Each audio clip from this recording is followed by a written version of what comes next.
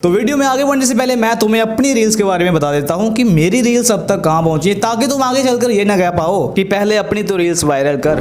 Alright, तो सबसे पहले यहाँ पे हम अपने इंस्टाग्राम को ओपन कर लेते हैं एंड यहाँ पे तुम देख ही सकते हो 100 लाइक्स हमें आते ही देखने को मिल चुके हैं और 9 फॉलोअर्स, और तुम सारी की सारी नोटिफिकेशंस एंड एक्टिविटीज तुम देख ही सकते हो। सब कुछ लाइव तुम्हारे सामने किया जा रहा है और तुम देख ही सकते हो हमारी यो मोस्ट सक्सेसफुल रील रही है। 950K लाइक्स यहाँ पे होने वाले हैं और तुम देख ही सकते हो फॉलोअर्स हमारे।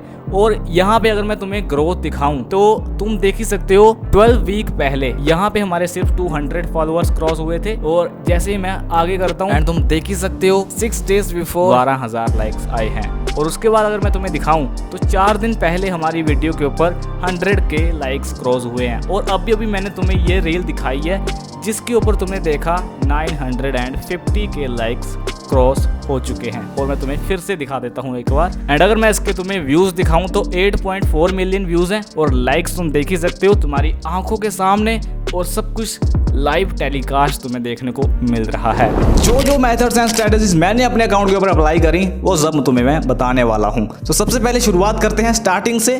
4-5 महीने पहले मैंने इंस्टाग्राम पेज को ओपन कर लिया था, जैसा कि तुमने अभी ये देखा। यही पेज के बारे में बात कर रहा हूँ। तो हुआ कुछ ऐसा, इंस्टाग्राम के ऊपर मैं ये सब देखता था कि किसी की भी रील्स को उठाओ और अपने पेज पर अपलोड करो और अच्छे खासे व्यूज ले जाओ। तो मैंने भी यही सोचा था, तो मैं भी यही करता था, लेकिन इससे कुछ फायदा नहीं हुआ। इसके बाद मैंने एक नीश पकड़ी विच इज मोटिवेशनल, लेकिन इस वक्त भी मैं मिक्स कंटेंट ही अपलोड करता था। मैं क्या करता था, हिंदी मोटिवेशनल भी डाल दी और इंग्लिश मोटिवेशनल रील्स भी डाल दी, जिससे मुझे काफी ज्यादा नुकसान हुआ। अगर उनमें से मेरी एक रील भी वायरल हो जाती ना, तो आधी ऑडियंस मेरी इंग्लिश वाली रहती और आधी रहती हिंदी वाली, जो कि बिल्कुल बेकार है। तो फिर मैंने सिर्फ एक सर्टन नीच चुनी which is English motivational reels. तो मैं डालता गया रील्स, 10 से 15 रील्स डालने के बाद एक रील को अच्छी खासी रीच मिली, 8,000 के करीब व्यूज आ गए थे। फिर मुझे पता नहीं चला कि कब मेरी रील्स वायरल हुई और कब उसके ऊपर अच्छे खासे लाइक्स आए और कब मेरे इंस्टाग्राम के फॉलोअर्स भी इंक्रीज हुए, और अब तो एक रील 1 मिलियन तक पहुंच चुकी है। तो ये सब कुछ हुआ है 3 से 4 दिनों में। 3 से 4 दिन पहले मेरे बिल्कुल भी फॉलोअर्स नहीं थे, 500 के करीब फॉलोअर्स थे, और आज तुम देख सकते हो 6,000 हो चुके होंगे। इस पेज का मैं लिंक तुम्हें डिस्क्रिप्शन में दे दूंगा, तुम जाकर देख सकते हो कि इस टाइम पर कितने फॉलोअर्स हम क्रॉस कर चुके हैं। तो बात करते हैं सबसे पहले मेथड की, which is choose a perfect नीच। हाँ, तुम्हें एक निश को चूज करना पड़ेगा। विदाउट निश तुम कभी भी ग्रो नहीं कर सकते। But how? काफी सारे लोगों का यही क्वेश्चन रहता है कि आखिर हम अपनी निश को कैसे फाइंड आउट करें।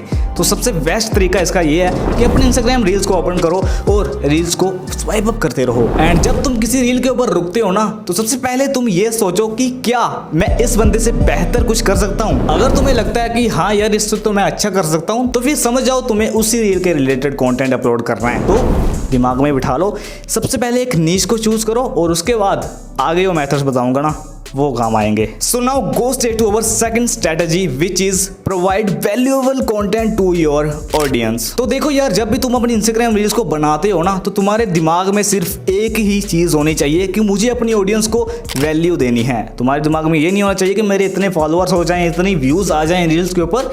ये सब बात की बातें हैं। पहले अपनी रील्स में वैल्यूएबल कंटेंट प्रोवाइड करो ताकि लोग उसको देखकर कुछ सीख पाएं।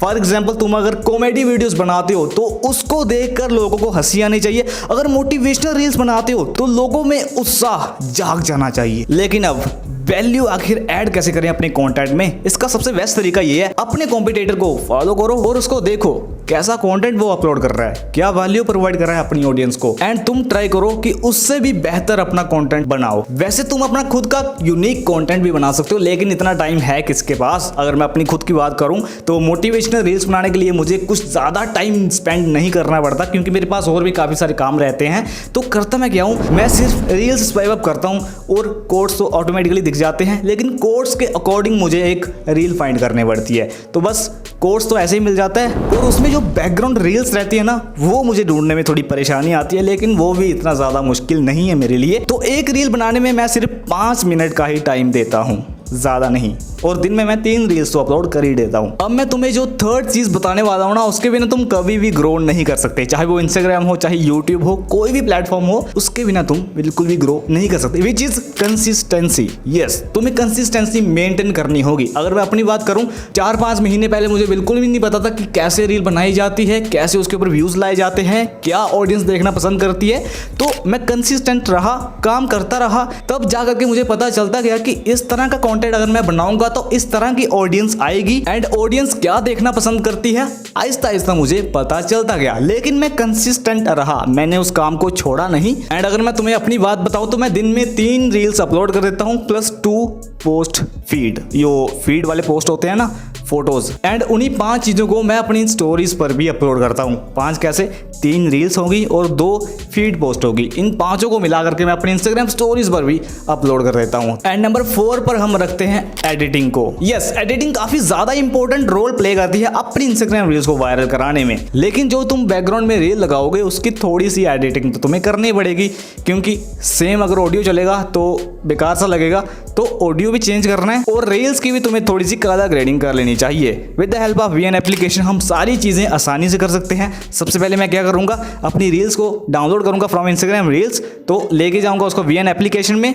With the help of text option we can add text on our reel. Text लिखने के बाद अपनी रील को मैं कलर ग्रेड करूंगा अच्छे से, और उसके बाद एक अच्छा सा ऑडियो लगाने के बाद उसको एक्सपोर्ट करने के बाद इंस्टाग्राम रील्स के ऊपर अपलोड कर डालूंगा। वैसे मैंने सारी चीजें कॉपी ही करी है, लेकिन वो मेरा एक खुद का यूनिक कंटेंट है। कॉपी करते हुए भी मेरा वो यूनिक कंटेंट है, तुम ऐसा कह सकते हो। तो ये स्मार्ट वर्क्स रहते हैं, ये सब तुम्हें सीखने पड़ेंगे। तो वही बात फिर से घुमा फिरा कर आ गई कि अगर तुम कंसिस्टेंट रहते हो तो धीरे धीरे तुम सब कुछ सीख जाओगे। अगर तुम छोड़ ही दोगे काम को तो फिर कैसे सीखोगे। एंड नाउ नंबर 5, ये तुमने काफी ज्यादा बार सुना होगा, use all new features of Instagram. दिन प्रतिदिन इंस्टाग्राम के ऊपर कोई ना कोई नया फीचर आता ही जाता है, कोई ना कोई नया ट्रेंड तो आता ही रहता है। तुम्हें इन सब का यूज करना है, और करना भी सबसे पहले है। जैसे तुम्हें पता चलता है कि इंस्टाग्राम के ऊपर नया ट्रेंड आ गया है, कोई नया फीचर आया है, तो उसको यूज कर डालो, क्योंकि उस टाइम पर इंस्टाग्राम उस चीज को काफी ज्यादा रीच देने की कोशिश करता है। मान लो जब इंस्टाग्राम रील्स नया आया था तो काफी ज्यादा लोगों की रीच बढ़ी थी। बेकार से बेकार रील्स भी इंस्टाग्राम के ऊपर अच्छे से वायरल हो जाती थी, क्योंकि उस टाइम पर रील्स नया फीचर था। चलो ठीक है, रील्स तो अब पुराना हो गया, लेकिन अब तुम कैसे करोगे? करना तुम्हें कुछ भी नहीं है। कोई भी नया इफेक्ट आता है, कोई भी नया ऑडियो आता है, कोई भी नया ट्रेंड आता है, तो उसके ऊपर रील्स जल्दी से जल्दी तुम्हें बना लेनी चाहिए। और इसके रिजल्ट्स अगर तुम देखना चाहते हो